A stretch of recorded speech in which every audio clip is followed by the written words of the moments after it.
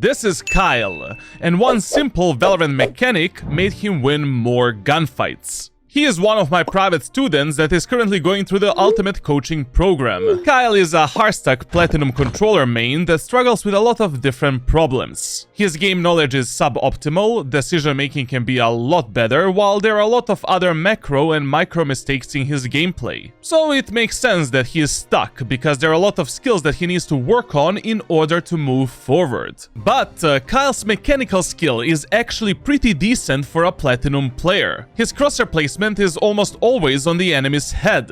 His raw aim can go toe-to-toe even against some washed-up immortals. And if you look at these clips, you would probably think that he can just swing everything and easily win any 50-50 duel against Platinum and Diamond players. Well, this is how his 50-50 fights usually look like. He suffers from one very specific yet very common mechanical problem that every player needs to fix. Tell me down in the comments if you can notice what is the problem.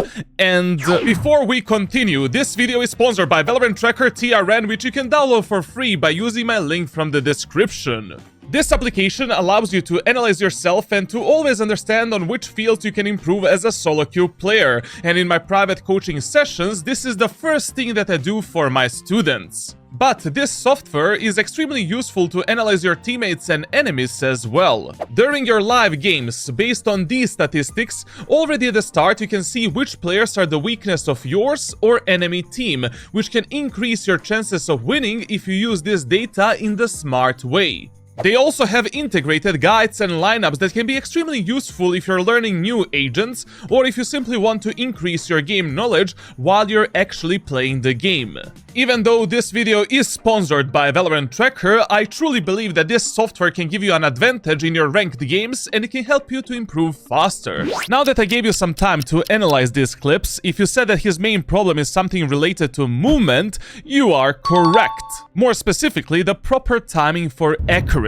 The main mechanical Trinity Force combines good raw aim with proper crosshair placement and perfect movement. There are also a lot of other subcategories, but if just one is bad, your mechanical skill will always be suboptimal if you plan to win most amount of your gunfights. In Kyle's example, crosshair placement and raw aim are very good for his elo. Even some parts of his general movement are not that bad, but just this improper timing to stop and shoot is making him lose tons of duels. In most of these fights, his first 1 or 2 bullets are practically wasted, and that gives enemies enough time to be precise and to delete him with only 1 bullet to the head. Keep in mind that whatever you do in Valorant, precision is always more important rather than speed, especially when you're learning something new or you're in some kind of an improvement process. This literally applies to everything, such as learning agent's utility, proper decision making, all the way to mechanical skill. While speed is something that you simply build up over time as you're practicing good habits and pushing your skill ceiling limits. It is same as when you go to the gym for the first time. You should mainly focus on proper motion and muscle contraction. You're not going to train like an animal. So most of the time, Kyle will take a good fight with a solid peak and general movement, but he is way too hasty and his timing to take a shot is completely off. Now, these problems with the first bullet inaccuracy and timing to shoot can be fixed with multiple different trainings and tools. First of all, Kyle can simply use a crosshair that has a small movement error which tells him when he's fully accurate to take a shot. When crosshair is wide open, no bueno. When crosshair shrinks down, pew pew pew pew pew. This can serve as a third wheel for a few weeks, especially when he's aim training. But the problem is that when you're in the actual 5v5 ranked match, most of the time your eyes should not be on the crosshair. You need to gather information from the minimap, you need to be aware of your surroundings, and you need to search for enemies on your screen. Then he can maybe do some kind of a practice range training. For an example, we can place the Sage Wall with 100 elimination bots and strafe around it while we are killing bots with a burst fire. We can do easy, medium and hard bots while constantly strafing and trying to hit the right timing for the first bullet accuracy. There are many other trainings that Kyle actually did before we even started our coaching journey, and he didn't fix this problem for over a year. Until he implemented a simple Valorant mechanic that most of the community thinks it is absolutely useless. You see, up until now, he was mainly taking the gunfights by simply releasing his movement keys. If he's engaging enemies with a left strafe, he would hold his A key, and then when he's ready to take a fight, release it and take a shot. If the fight is longer and he is strafing left and right, during that fight he would just release his A and D keys. Which is absolutely normal in Valorant, because movement acceleration doesn't exist. Almost as soon as you release your movement keys, you're fully accurate to take a shot. But for 3 weeks, we took a different approach and completely rewired his movement. Instead of simply strafing, he started implementing the counter-strafing mechanic. So instead of releasing the keys, now he is countering his movement with the opposite. If he is peeking from right to left with the A key, when he wants to stop and take a shot, he counters his movement with the D key and vice versa. After 3 weeks of practicing counter-strafing in the range and deathmatch, his problem was completely fixed. He improved his precision, he became more confident, and he started winning way more gunfights. Wait, charlatan, isn't counter-strafing completely pointless in Valorant and we should just learn the proper timings for dead zone? Yes, you are absolutely right. Simply releasing the movement keys is almost identical to counter-strafing, in terms of how much time it takes for you to stop and become fully accurate to take a shot. But this mechanic is also a personal preference. You see, for some players it is really hard to practice certain skills purely based on feelings and timings. No matter how much training they do, they simply need some actual concrete guidelines and inputs. Kyle did tons of training to master the right timing for full accuracy, and he simply couldn't connect his left hand with his right hand. But once he mastered counter-strafing, it became easy. Because as he is pressing the opposite key, he knows that is exactly the moment of time when he is ready to shoot.